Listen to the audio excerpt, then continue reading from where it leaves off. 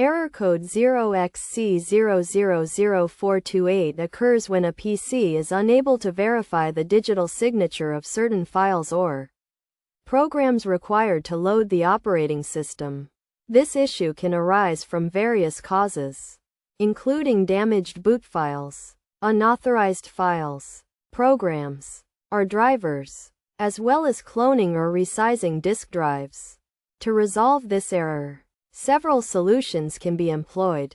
Running startup repair is a potential fix, which involves restarting the PC, pressing the F8 or F12 key to access the Advanced Boot Options page, selecting Troubleshoot, then Advanced, and choosing Startup Repair. This process scans the PC for damaged boot files and other errors, automatically fixing them. If the error persists, temporarily disabling digital signature verification may be helpful, particularly if unauthorized files or programs have been installed.